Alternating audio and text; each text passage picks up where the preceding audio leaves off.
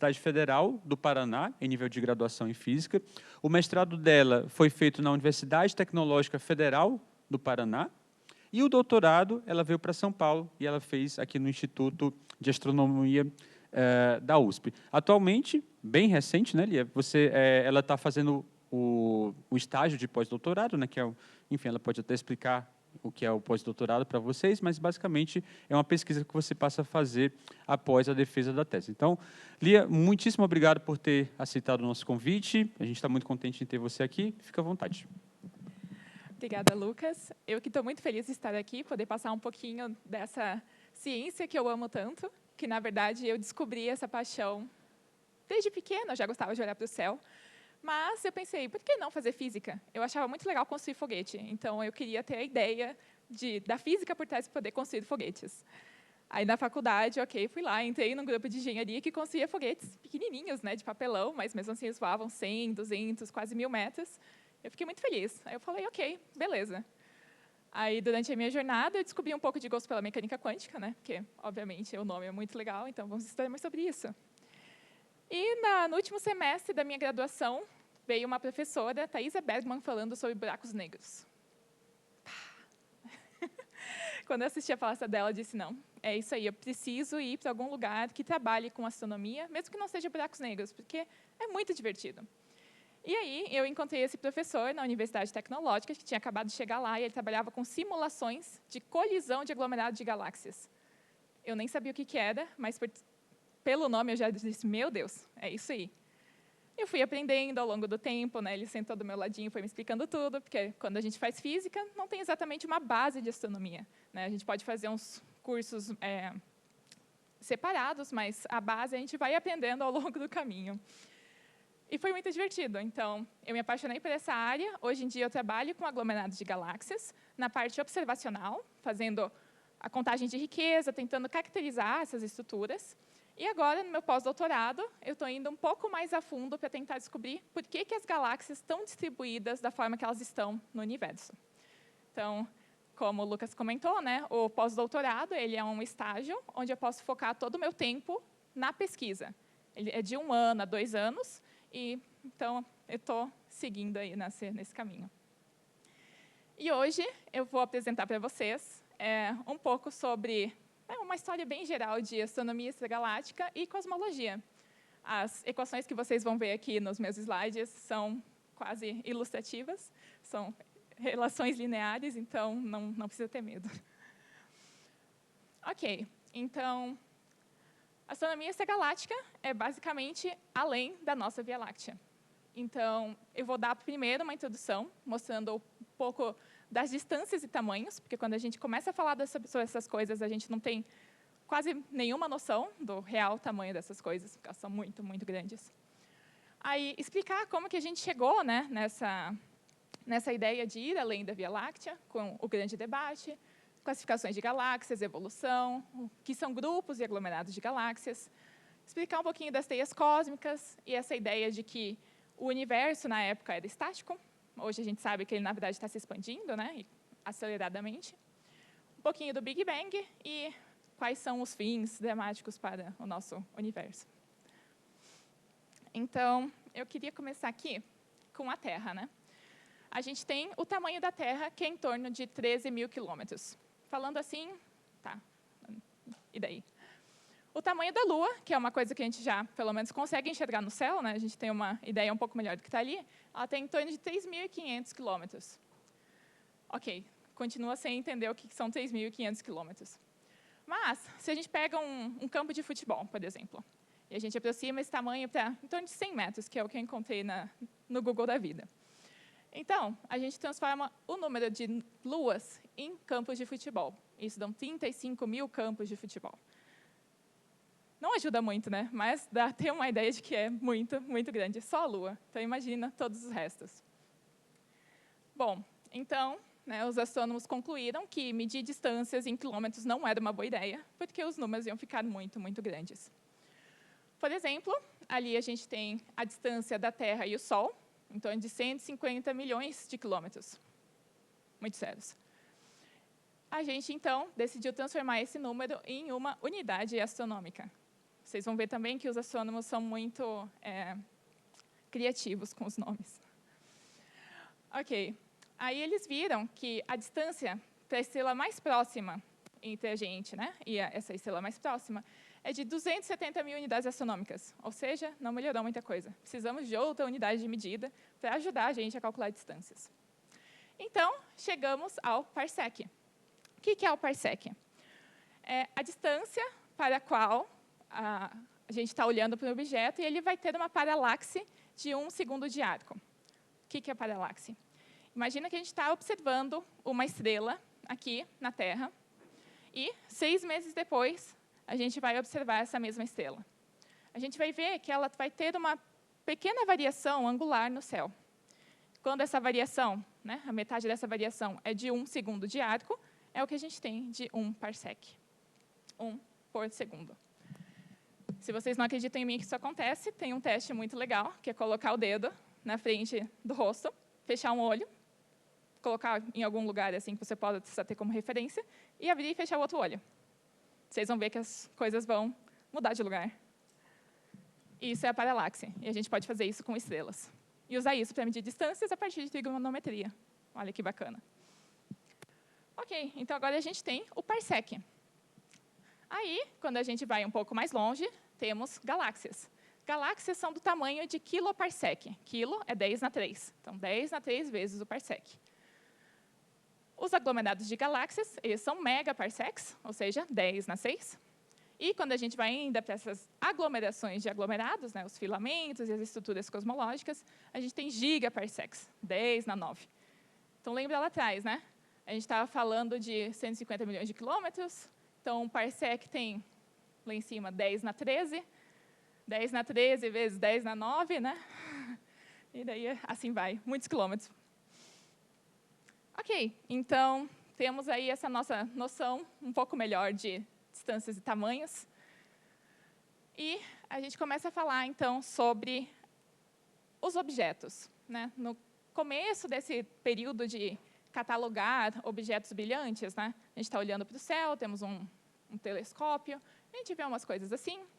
Então, veio Charles Messier, que começou a catalogar esses objetos que ele estava observando. Ele não sabia ainda direito o que era, mas tinham algumas bolinhas um pouco mais estouradas, que pareciam compostas de diversas estrelas.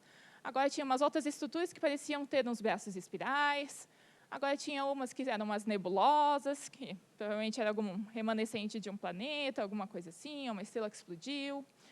E aí ele começou a classificar, então. E hoje em dia, a gente ainda usa esse catálogo. É o Messier 1, 2, 3 e assim por diante. Então, M81, M82 é a partir do catálogo de Messier. Bom, ok. Então, a gente está lá observando essas coisas todas e começam a se questionar se esses objetos estão realmente dentro da nossa Via Láctea ou se elas estão fora. A gente ainda não consegue medir tamanhos tão bem, né, nessa época de 1920, 1917. E as pessoas começavam a se questionar. Então, qual que é a nossa posição no cosmos? Né, como que as estrelas estão distribuídas no espaço? O que são essas nebulosas espirais, né, que ele viu aquela luminosidade com bracinhos? Então, né, vamos tentar sentar num auditório desses e discutir para chegar em alguma conclusão. E foi em torno de 1917 que esses astrônomos eles começaram a estudar a distribuição de estrelas dentro da nossa Via Láctea para tentar entender, né, se está dentro, está fora, ou o que está acontecendo. Então, aparece esse carinha, o Harlow Shapley, como das grandes mentes da época, ele e seu grupo de pesquisa. Então, aconteceu esse grande debate entre o Harlow Shapley e o grupo de estudos do Herbert Curtis. Esse grande debate, então, ele aconteceu em 1920, nesse auditório do Museu de História Natural de Washington, e eles, então, estavam discutindo realmente o nosso lugar no universo. E, bom, né, nessa época ainda não se sabia do universo, né, o que continha lá, que o universo estava realmente expandindo, ninguém sabia o tamanho da Via Láctea, então havia muitas dúvidas. E, entre elas, né, Todos eles tinham as suas medidas e teorias para o que estava acontecendo. Então, o Shapley, ele conseguiu medir, né, fazer a observação de todas as estrelas e medir um tamanho da Via Láctea em torno de 100 kiloparsecs. Ele estava um pouco errado, sim, porque, na verdade, em torno de 30 kiloparsecs, mas depois ele descobriu por quê, e era por causa da estrela que estava tendo uma diferença de brilho. Mas, enfim, essa é outra história. Enfim, ele achava, então, que tinham 100 kiloparsecs. E, ok, então, como esse universo é tão grande, tudo tem que estar dentro dele. Aí tem um outro astrônomo desse grupo de pesquisa, o Van Manen, que, de alguma forma, ele conseguiu medir o quão rápido as estrelas estavam girando nos braços espirais dessas nebulosas espirais. E, se isso realmente fosse verdade, então, essas estrelas deveriam estar girando com uma fração da velocidade da luz. E isso é algo inimaginável, comparando com as coisas que a gente vê aqui perto. E, até hoje, ninguém sabe por quê ou como que ele conseguiu calcular essas velocidades, porque não é tão fácil assim. E a outra coisa, então, que eles tinham de teoria, né, de medida, foi feito por esse astrônomo Slipher, onde ele media a velocidade de afastamento dessas nebulosas a partir da nossa galáxia, né? E, bom, a ideia é que, na verdade, a Via Láctea teria se formado a partir desse gás, e aquilo que ela não queria mais, ela teria expulsado para seus arredores. Aí, ok, ele mediu uma velocidade lá. Aí vem o Hadwin e o seu grupo de pesquisa, e ele começa a observar outras propriedades.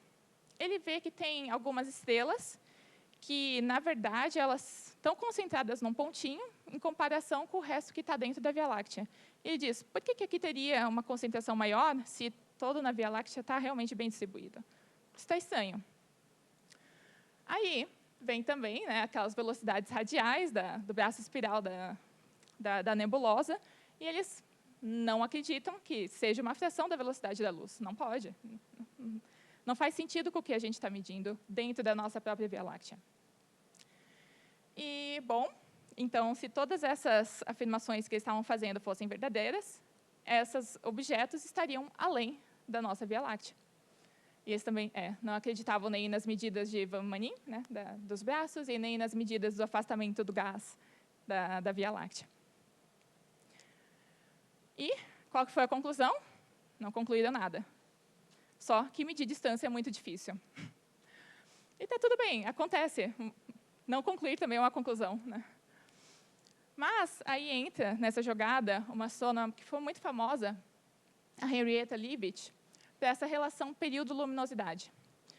Ela fez uma grande contribuição ao medir essas estrelas que elas oscilam, né? Então, quando ela aumenta, ela vai ter um brilho maior, e quando ela diminui, ela tem um brilho menor. E ela conseguiu medir isso.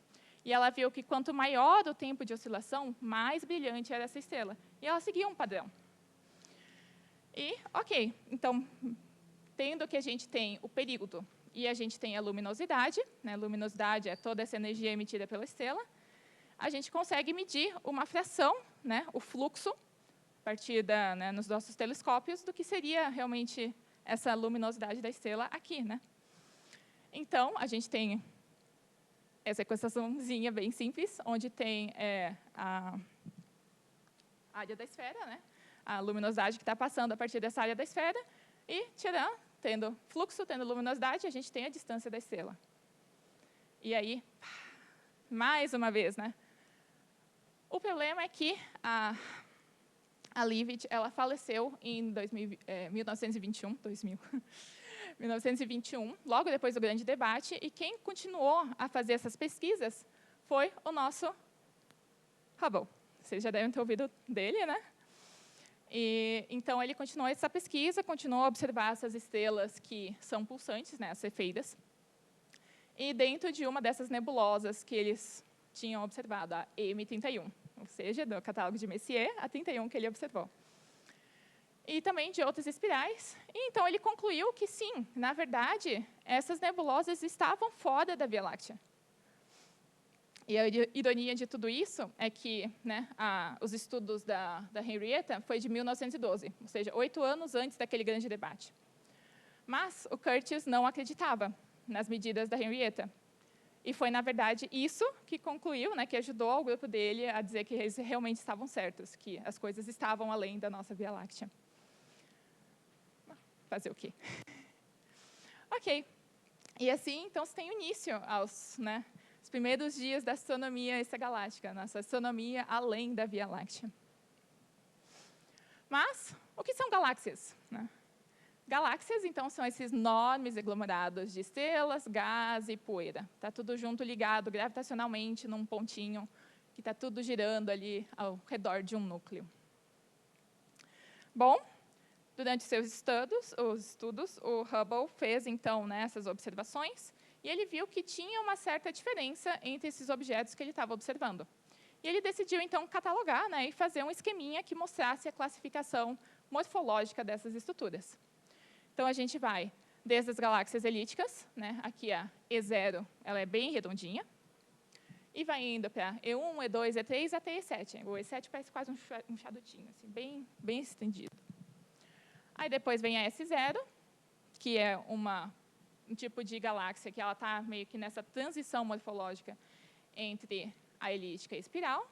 E a espiral, que são essas bonitonas, né, que a gente vê bastante na internet, que tem um centrozinho e os braços espirais. Então, a gente tem um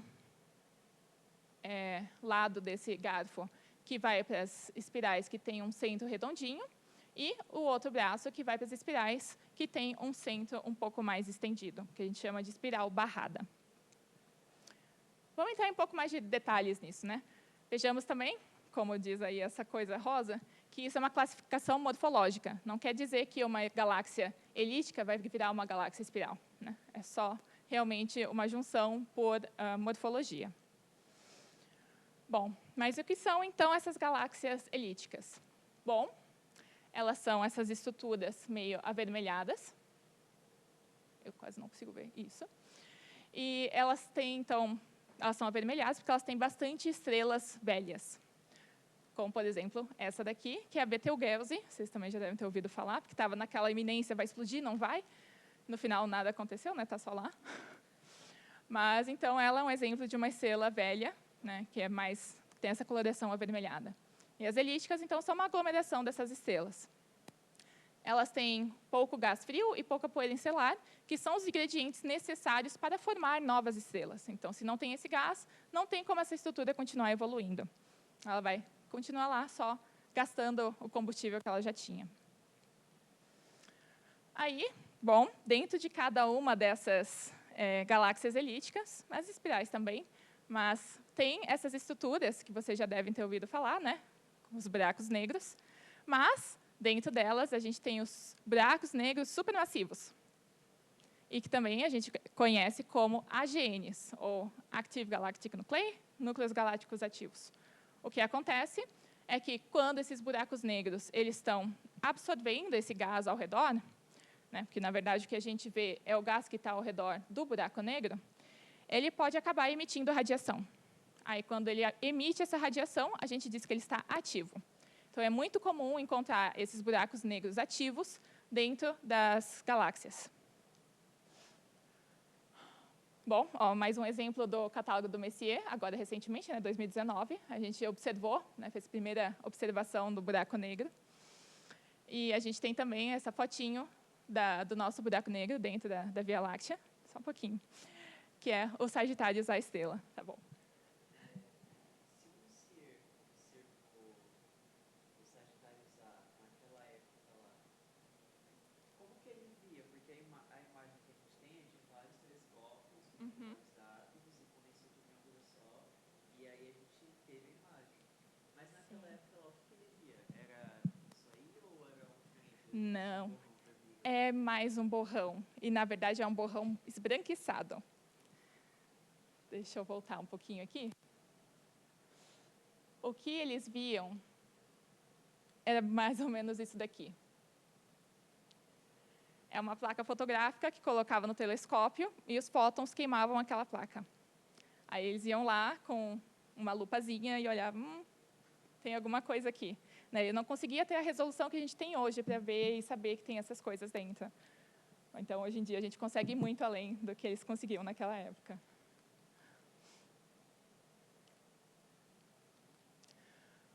Bom, vamos então para as lenticulares. Lenticulares são essas galáxias que estão nessa transição morfológica, lembrando de novo, né, entre as elípticas e as espirais. Essa transição, então, é porque elas têm um pouco mais de material interestelar, né, seja poeira, seja gás. Então, elas conseguem produzir um pouco mais de estrelas. Então, a gente vai ter as estrelas velhas, igual nas elípticas, mas com um pouco mais de população mais jovem. Então, estrelas um pouco mais azuladas. Então, a gente vai ter essa transição. E também, ela vai ter um disco em volta desse centro, mas não vai ter nada o suficiente para formar, dizer, tem uma estrutura aqui. Não, é só um grande brilho um pouco mais estendido. E as nossas queridinhas galáxias espirais. Então, elas têm esse disco, né, onde vai ser formados os braços. Esses braços eles são compostos de muito gás, né, é um ambiente muito rico e também muito frio, que são as condições necessárias para que novas estrelas se formem. Então, esses braços vão ser mais azulados, mas o centro delas ainda é avermelhado, que está dizendo, então, que a gente tem uma população mais velha de estrelas e também menos gás nessas regiões. Bom, e como sempre, tem as irregulares, que não entram em nenhum dos grupos. E essas galáxias, elas são normalmente formadas de muitas, muitas estrelas. E aqui a gente tem um exemplo de uma estrela jovem, ela realmente é bem azulada, assim. Isso quer dizer que ela é também muito quente, mais quente do que as estrelas vermelhas. E, bom, essas galáxias irregulares, elas não têm uma forma bem definida, elas podem ser só um tracinho, ou uma minhoquinha, ou um arco. E tem, então, muito gás e muitas estrelas. E aqui a gente tem um exemplo, 2, na verdade, da pequena e da grande nuvem de Magalhães. São essas duas aqui. Se vocês tiverem sorte de um dia estar num céu bem escuro e olhar para cima, quem sabe vocês consigam observar mesmo a olho nu pelo menos a grande nuvem de Magalhães, com um binóculos até a pequena. Mas, com certeza, não vai ser em São Paulo. Bom, aí a gente tem mais tecnologia, né? A gente consegue observar melhor, em mais detalhes, cada uma dessas galáxias, e a gente consegue aumentar um pouco esse garfo do Hubble. Mas, ainda assim, é só uma classificação morfológica, né? A gente sabe que, desse lado, então, estão as espirais, com mais gás e mais estrelas azuisinhas, e aqui estão as elípticas, com menos gás e estrelinhas mais velhas, mais vermelhas. De novo, morfológico. E eu não sei se vocês já se depararam, mas esse é um projeto de ciência cidadã, onde qualquer um pode entrar no site e fazer a classificação de galáxias ou qualquer outra foto que eles coloquem lá. Então, vocês podem seguir o tutorial e ver, isso daqui talvez seja uma galáxia. Ou, bom, talvez isso daqui seja um asteroide que acabou sendo observado. Então, se vocês quiserem dar uma olhada, eu recomendo, é muito divertido. Já gastei várias horas ali. Bom, mas então a gente estava falando da classificação morfológica. E como que elas evoluem, né, essas galáxias? Aqui eu tenho um esqueminha bem, né, assim, simplesinho, mas que ajuda a entender como que isso acontece. Assim como a maior parte das estruturas em larga escala do universo, as galáxias também evoluem a partir de colisão e fusão entre umas e as outras. Quando a gente tem duas galáxias azuis, né, são as galáxias espirais, uma grande e outra pequena, e elas se colidem, a gente vai acabar formando uma galáxia azul de novo, né, uma galáxia espiral. Ou seja, essa galáxia espiral não vai ser tão perturbada pela presença dessa estrutura menor. Mas, se a gente tem duas galáxias que são muito grandes, elas vão colidir e formar uma galáxia vermelha, uma galáxia elíptica. E isso acontece porque essas estruturas, né, são gigantescas, e quando elas passam perto uma das outras, vai ter um choque, né, uma energia muito grande. E essa energia vai fazer com que as estrelas comecem a aparecer do nada, né, com aquele gás que está se chocando ali. Então, ele vai queimar todo o combustível que ela tinha e vai terminar com uma população vermelha de estrelas velhas. Vermelha com vermelha, né?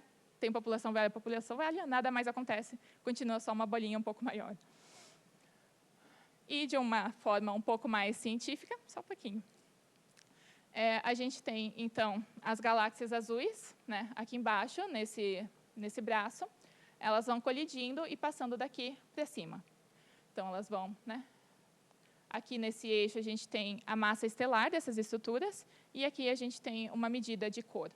Quanto mais para baixo, mais azul, quanto mais para cima, mais vermelho. Naquela coisa anterior ao azul, mais azul, tinha lá, assim, um negócio, você comentou que se diferir massa grande, ela já fica vermelha. Se diferir massa pequena, como é que fica vermelho? Sim, então, a questão é a fração de massa entre elas. Se as duas mesmo foram pequenas e elas fundirem, vai virar vermelha. Se as duas são grandes, né, do mesmo tamanho, vai virar vermelha. Agora, se uma grande e outra é pequena, aí ela vai continuar azul. Bom, ok. Então, agora a gente sabe que temos as nossas galáxias, e a gente tem galáxias além da nossa galáxia. E aquela ideia de que estava tudo contido no mesmo lugar já não é mais válida, né? As nossas galáxias não são universos ilha. Na verdade, em torno de 60% das galáxias, elas se encontram em algum tipo de aglomeração, né, em algum tipo de estrutura do nosso universo. Infelizmente, tem algumas que andam vagando sozinhas, que provavelmente já consumiram todas as suas amiguinhas ao seu redor, mas, né, acontece. Mas a grande maioria está em suas aglomerações. Então, o que são grupos e aglomerados de galáxias? Grupos são aglomerações de algumas dezenas de galáxias, e a gente chama elas como estruturas de baixa massa. Baixa massa, bom, 10 na 13 massas solares, né? Lembra que a gente, né, tem um pouco de dificuldade com sistema quilograma, quilômetro e tudo mais, né? Então, em vez de medir massa dessas coisas em quilogramas, medimos em massas solares. Então, são 10 na 13 sóizinhos ali dentro, né, daquela estrutura. E a gente chama também que essas estruturas têm raios pequenos, de singelos 1 megaparsec ou um pouquinho menos. E, os aglomerados de galáxias já, então, são essas estruturas com centenas e até milhares de galáxias dentro desse raio de um pouco maior de 1 megaparsec, pode ir de 1 a 2. E elas têm altas massas, né? Tem uma ordem de grandeza a mais, então 10 na 14 massas solares. E foi isso que eu decidi estudar. Eu acho isso muito bonito.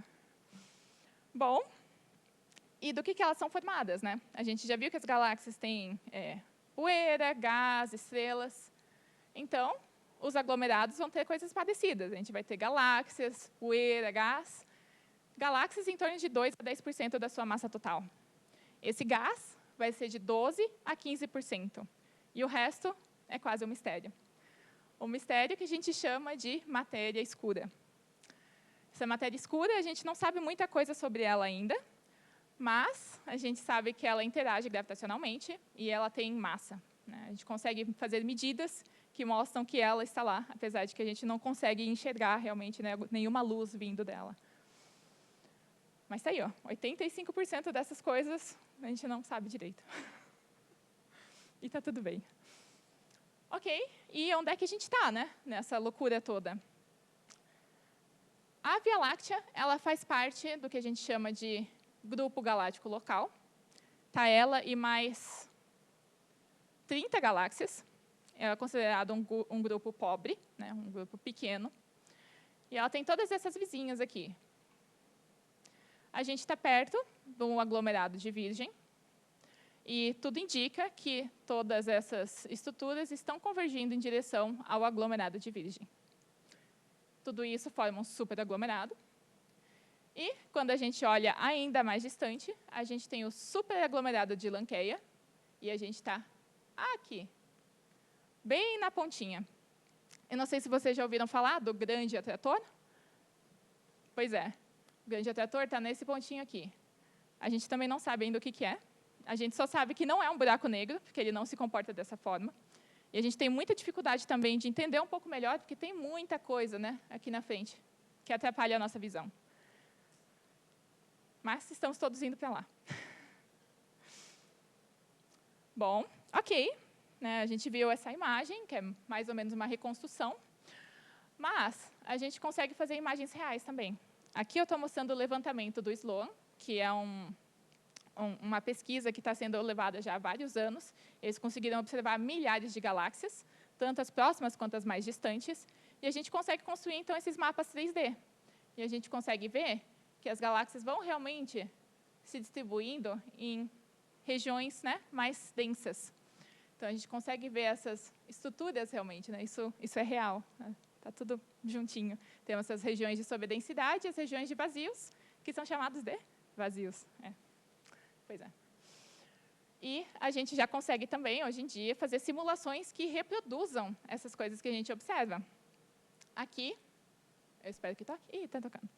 Então, é a simulação do milênio, é uma das simulações mais famosas assim, de cosmologia, onde ela mostra partículas de matéria escura que evoluem gravitacionalmente e elas vão, né, desde um estado praticamente uniforme até essas estruturas mais granuladas que vão dando origem, então, às estruturas do nosso universo.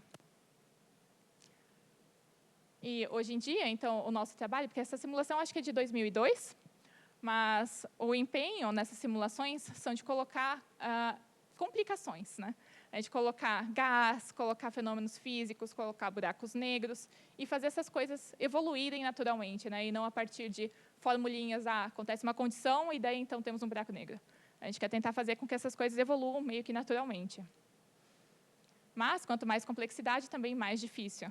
Essa simulação ela é bastante grande, né, de 2002, levou, eu acho que, em torno de 3 meses para ficar pronta. Então, quanto mais coisa a gente coloca, mais tempo vai demorar. Bom, a gente volta de novo lá para o nosso grande debate, onde o que a gente sabia é que o universo estava todo contido e ele era estático. Bom, mas apareceu outra figurinha, que vocês também já devem ter ouvido falar, né, o Einstein, que disse, vamos fazer continhas, então, vamos tentar descrever esse universo.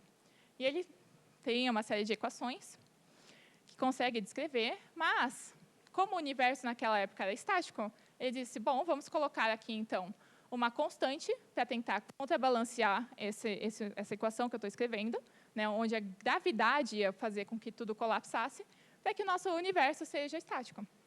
Aí esse foi um dos, né, que dizem ser um dos grandes erros dele. E, hoje em dia, a gente ainda usa essa constante como a constante cosmológica, né, para tentar explicar a expansão. Bom, então, vamos lá. De novo, o Hubble aparece como o cara que veio para dizer que não, que o universo não é estático, ele está, na verdade, em expansão. O que ele fez? Ele fez medidas, né, daquelas galáxias que estavam distantes, e ele mediu também velocidades para essas galáxias. E ele construiu esse gráfico, que não é muito bonito, mas ele é muito importante, né? Literalmente traçou uma reta ali, e disse que quanto mais distantes estão os objetos, mais rápidos eles estão se afastando de nós. Ou seja, o universo está em expansão. Hoje em dia, o que a gente tem, né? Esse ainda é um gráfico velho, ele vai ainda além, mas o que o Hubble fez está aqui, ó, esse quadradinho. Hoje em dia, a gente consegue muito, muito além. E ainda a relação se confirma. E a gente tem, então, que essa constante de Hubble, né, que é V igual a H0D, é em torno de 71 km por segundo por megaparsec. Quando o Hubble fez primeiro esse gráfico, ele concluiu que o H0 estava em torno de 500. Então, até estava errado, mas, ok, foi uma primeira estimativa. E, se vocês olharem com um pouco mais de atenção, né, essa fórmula é bastante conhecida, né, para velocidade. Então, o que está faltando aqui seria o tempo. A gente pode fazer uma aproximação de tempo como 1 sobre H0. Quando a gente faz isso, a gente tem a idade do universo. E, apesar de ser muito simples, é uma aproximação que funciona, né? Dá em torno de 14 bilhões de anos, se eu não me engano. E a idade que a gente tem, aplicando todas as correções, é em torno de 13,4, se eu não me engano. Bom, então, num negócio um pouco mais bonitinho, para mostrar o que seria essa expansão do espaço, é mais ou menos esse gráfico aqui, né? A gente tem também aquela ideia da bexiga, que quando assopra, tem os pontinhos e elas, né? Então, seria a mesma coisa. A gente tem as duas galáxias. Na verdade, não são elas, né, que estão andando mais rápido. Quem está se deslocando é o espaço, que é o que está tentando mostrar aqui. Bom, mas, ao mesmo tempo, a gente encheu a bexiga. O que acontece... Desculpa.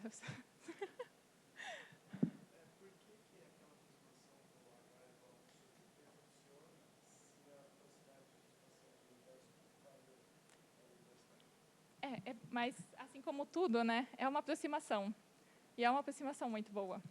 Mas por que ela é boa se essa variação aconteceu?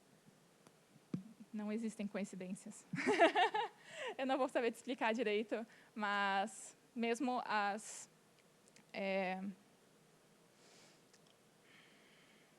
teorias mais simples que colocam o universo que seja só evoluído por matéria, porque daí começa a entrar em um pouco mais de detalhes, mas mesmo nos universos mais simples a gente encontra uma relação parecida e que funciona. Então, funciona. Ok, então, vamos lá. Se a gente está com o balão cheio, o que acontece se a gente soltar o ar? E aí, a gente começa a ter uma versão científica para a origem do universo. Né? Na verdade, não foi uma grande explosão, como o nome, né, sugere, né? O Big Bang. Na verdade, foi um momento no tempo, espaço-tempo, em que aquele espaço resolveu expandir. Assim como o desodorante que a gente passa e a latinha fica fria, as coisas vão esfriando no universo. E elas vão permitindo, então, que aquelas pequenas partículas que estavam naquele mar super quente e denso ficassem frias e formassem alguma coisa. Formassem as primeiras partículas, as primeiras estrelas, as primeiras galáxias, e assim por diante. Temos aí a nossa cosmologia, o estudo do cosmos. E, bom, né, apesar da explicação ser bastante simples e, né, ter tido essa ideia, a gente tem pelo menos 3 medidas independentes que fazem com que essa teoria seja bastante verídica, né, que tenham essas comprovações. E a gente tem também um quarto pilar aqui, né, para essa cosmologia, que seria a inflação cósmica. Como é que a gente está de tempo? Estou aqui falando. Ok. Tá, então eu vou entrar um pouco mais de detalhes nessas coisas. Primeiro, a radiação cósmica de fundo. Então, a gente tinha esse universo quente, denso, que está se expandindo. Eventualmente, as coisas vão colapsar, né, e a gente vai conseguir enxergar essas emissões que estão vindo dessa época tão distante do universo. Foi feito esse telescópio, que é o COBE, se eu não me engano, onde ele consegue, então, pegar toda a emissão dessa radiação que vem lá dos confins do universo. O que a gente tem aqui é um mapa de temperatura, né? Como que essas coisas evoluem, né? Como essas coisas estão distribuídas nesse nosso universo. E, bom, a gente tem uma temperatura média de 2,7 Kelvin, e a diferença entre esses pontinhos azuis, apesar de estarem bem azuis e bem vermelhos, é de 0,00001. Ou seja, é uma diferença de temperatura muito pequena. E isso quer dizer que, em algum momento da história, né, desse universo, as coisas deveriam estar juntas, para que elas tivessem uma mesma temperatura. Né? É muito difícil de que coisas distantes, né, que estejam evoluindo de formas diferentes, tenham temperaturas muito parecidas. Então, uma das explicações que a gente usa para que tudo seja dessa forma é que elas, na verdade, estavam próximas em algum momento da sua história. Bom, e como que, né, foi constatado, primeiro, essa radiação cósmica de fundo, a gente tem aqui o Penzias e o Wilson, em 1964. Eles tinham essa antena, né, de rádio, e eles descobriram que tinha uma certa frequência que eles não conseguiam limpar de jeito nenhum. Limpou tudo o que podia, tirou todas as frequências, tudo o que eles sabiam que estava ali, e continuava aquela maldita frequência que eles não sabiam explicar. Eventualmente, concluiu-se que era radiação cósmica de fundo, por isso que eles não conseguiam tirar, que estava vindo do universo, e não era nada da Terra. Eu não sei se vocês já viram na casa da avó de vocês, aquelas televisões de tubo. Sabe aquele chiaço quando não está conectado em nenhum canal? Parte dela é radiação cósmica de fundo também. Pois é. Então, bom, a gente tem essa abundância primordial de hélio. Eu vou confessar para vocês que essa parte eu não entendi direito, ainda hoje. Mas a ideia é que a gente tem uma teoria que prediz quanto de hidrogênio e hélio a gente tinha nos momentos, né, nos primórdios do universo, e a gente compara com o que a gente tem hoje. E o que a gente vê é que essas frações, elas meio que combinam, né, elas batem com as teorias previstas. Então, essa seria mais uma forma de dizer de que o universo ele teve uma origem, que estava todo mundo pertinho, que teve essa formação dos elementos químicos, tudo numa certo instante. Bom, o outro ponto eram as BAOs, oscilações acústicas de baryons, que a gente pode fazer uma relação com a gota da água. Eu espero que ela não vai tocar. Bom, ok, isso era um videozinho. Mas a ideia, então, é que a gente pense numa piscina, né, de água e está chovendo. Essa gota, quando ela cai, ela vai criar ondas nessa superfície. Quando tem várias gotas, algumas dessas regiões de intersecção vão ter uma densidade um pouco maior, né, o pingo vai ficar um pouco mais alto. A ideia é a mesma, só que com os elétrons e moléculas no nosso universo naquela época. A gente tem uma certa oscilação dessas estruturas. Em algum certo momento, elas vão desacoplar, né, onde a gente tem a radiação cósmica de fundo, esses baryons elas vão começar a oscilar num certo ponto, e, eventualmente, as estruturas vão começar a se formar nessas regiões de sobredensidade. E a gente consegue medir isso. Quando a gente calcula a distância de 1 para 1 das galáxias, a gente vai ver que elas estão numa distância preferencial, que é esse bumpzinho aqui, que corresponderia, então, a essa distância dos objetos que vem desse momento inicial do universo. Então, o que a gente tem aqui é o que a gente sabe, né, até agora, da história do nosso universo. Então, a gente começa no Big Bang.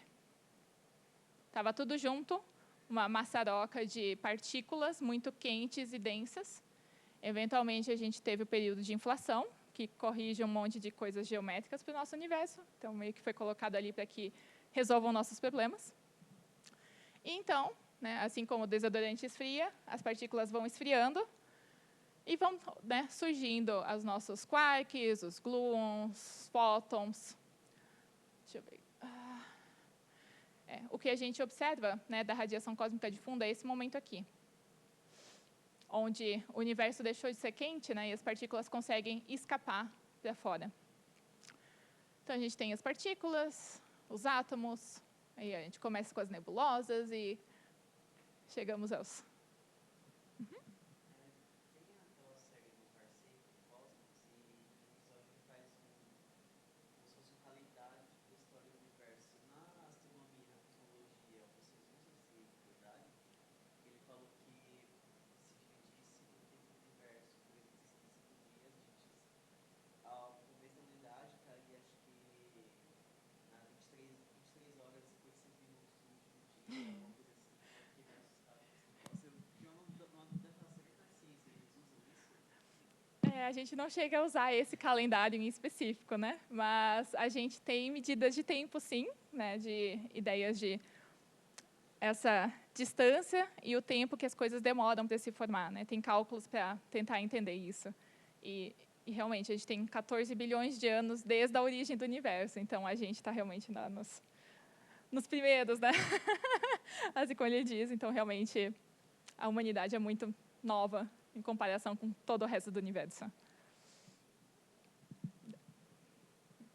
Vou manter minha boca fechada. Ai, ai. Bom, então, para concluir, né, quais são os possíveis fins desse nosso universo, né? A gente tem essas equações que tentam descrever o nosso universo e elas permitem que a gente tenha 3 fins matemáticos. Uma delas é o Big Rip, né, ou essa, sei lá, grande quebra, onde seria nessa ideia de que, como o universo está se expandindo, e ele está se expandindo aceleradamente, eventualmente essa aceleração vai ser tão grande que o espaço mesmo vai se romper. E daí, o que isso significa, eu também não sei. Mas a matemática diz que pode. Aí a gente tem também o Big Crunch, né, que tem essa ideia de universo cíclico.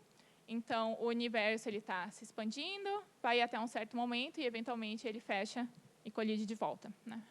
Eu, sinceramente, gosto bastante desse, eu acho bonitinho. Assim como tudo se repete, né? Por que o universo não pode?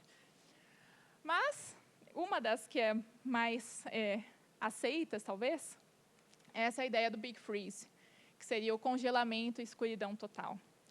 Então, o nosso universo está expandindo, né, aceleradamente, e, eventualmente, as coisas vão deixar de ser conectadas. Elas vão parar de trocar gás, vão parar de colidir, e, eventualmente, o combustível que dava, né, energia para essas estruturas vão ser consumidos. As estrelas vão ficar vermelhinhas, vão morrer. As estrelas de nêutron, apesar de serem coisas que vivem, né, longamente, eventualmente também vão se apagar. E, eventualmente, o universo vai virar uma grande escuridão.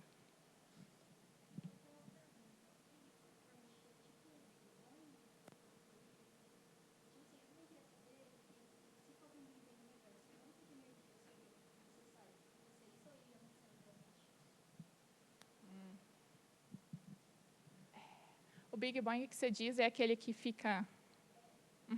a ideia é a mesma, sim. Agora, matematicamente, ele aconteceria naturalmente. Né? Não seria necessário colocar energia ou tirar de qualquer forma. Ele evoluiria de um jeito que ele cairia de novo nele mesmo. Mas agora, em números, eu não vou saber te dizer. Bom, e eu acho que era isso que eu queria apresentar para vocês como uma ideia geral de tudo. Obrigado pela atenção e, se tiver qualquer dúvida, estamos aí.